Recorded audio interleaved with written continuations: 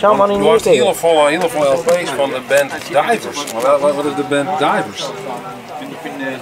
Wacht even, wist hij aan die dan? Nou, wat best toch eigenlijk. Geweldig. Leuke shows en dit is een nieuwe video van de Frieske vlogger. Vergeet die vooral net te abonneren en deze video te liken. Laatste week op een louter platenbeurs, want Tamme Oosterhof hier me uitnodigen. Nou, ga ik die zo vaak uitnodigen. Ja, dat wil ik. En dat wie natuurlijk al die hartstikke smoor erop in de popperage en zo'n dingen. Maar Ja, het is een fucking vet als je best, jongen. Tamme is eigenaar van een platenzaak in Ljouwert en had zeer bijzondere humor. Fromage, fromage. Fromage?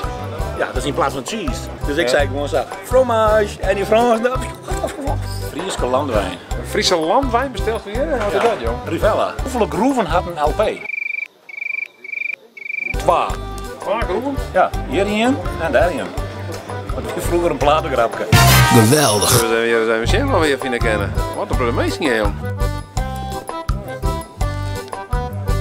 We gaan weer de lange donkere dagen in.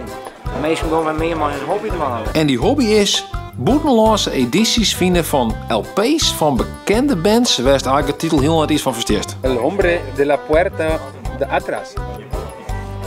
Welke noemen we dat van de doos? Of gewoon heel nieuwe LP's. Ik denk dat die radio. Dit joh, wat is dit? Oh, aha, dat ding van jou is veel te groot. Sommige meisjes zullen juist wijzen wat ze kennen. Ja, maar ik weet niet wat. Want er was toen aan de ene kant al je Metallica, some kind of monster. En aan de andere kant was Taylor Swift. En de meeste laat ik nog een shield ook nog. Ja, hè? Ja, dan koop ik gewoon voor de app. Dat klinkt misschien net al te toek, maar soms is het een goed idee om die yield uit te aan een LP. Opbrengst van jou, het inderdaad helemaal naar Ike. Hè? Stel je voor, ik heb hier de LP 16 gouden jodel successen. Daarmee sponsor ik in principe gewoon de internationale kinderen. Wat is dat? Ik vind het wel een zeer interessant idee eigenlijk. Maar ja, waar weet, misschien is krijgt Jerry naar op ziek. Er zijn heel veel mensen die missen iets nog in hun verzameling. Van, ik neem maar wat van de Stones of de Beatles. En dat is juist meer lezen voor net al de radio. Dat ik van nog kennen. Hoor ik niet gek, dat ben je een LP van de Beatles voor €200 of zo. Ja, maar dat kan het zo dan. De White Album zelfs. Vieren van dat. Het is een gele versie van Sgt. Pepper's Lonely Hearts Club Band van de Beatles. Maar goed, als het ha mast, dan mast het ha. En daarom is het spreekwoord van deze week. Ja, het is al een nieuwe jongen. Het nieuwe is net te krijgen, hè? Volgende keer denk ik even meer.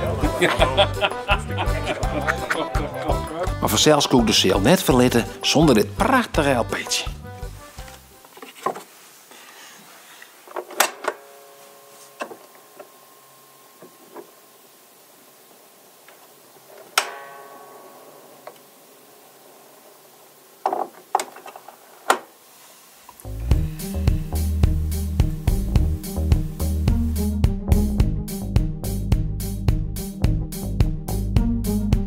Just een gele Beatles plaat.